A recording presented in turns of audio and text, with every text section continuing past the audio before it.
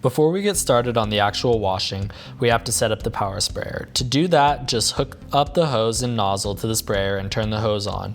You want to keep the water running through it for a minute or two so that there's no air in the motor when you try and run it.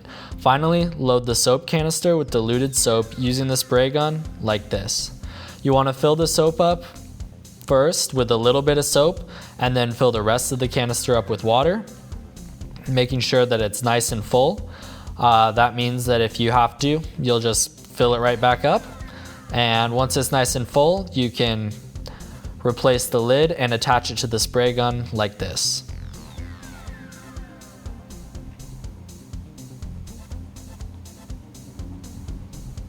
Once you've done that, you're ready to start spraying the car off.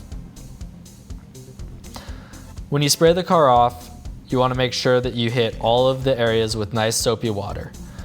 You want to make sure you get the body, the wheels, and the windows. If your canister runs out of soap, just refill it using the step seen before and finish the car with a full canister. After you've sprayed the car down with soapy water, you want to rub the soap in using a sponge.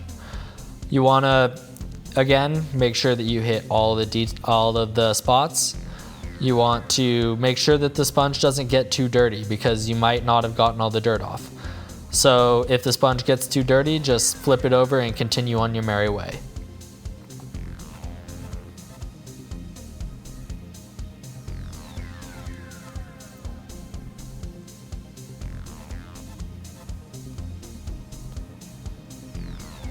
Once you've finished with the sponge, you're ready to rinse the car off. You want to take the canister off and put the other nozzle on like so, and then just simply spray the car down with the power sprayer, making sure that you keep the nozzle of the power sprayer a foot or two away from the surface of the car at all times. When you're doing the wheels, you have a little bit more wiggle room. You're able to keep it a little bit closer because they're generally more durable. But you want to generally protect the car by keeping a safe distance. You'll know you're done once you no longer see any soap spots or dry areas on the car, and at that point you're ready to start drying it off.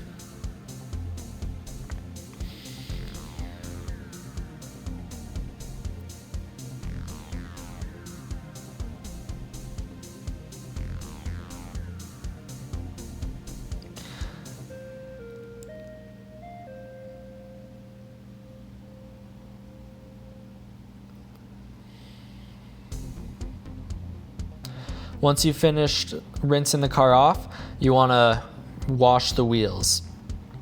To do this, thoroughly spray the wheels down with the wheel cleaner, and then grab the power sprayer again and immediately rinse all of the wheel cleaner off of the wheels. You'll see the dirt start to slide off of the wheels, and once all the wheel cleaner's off, you'll know you're done. Repeat this process on all 4 wheels and you'll be good to go.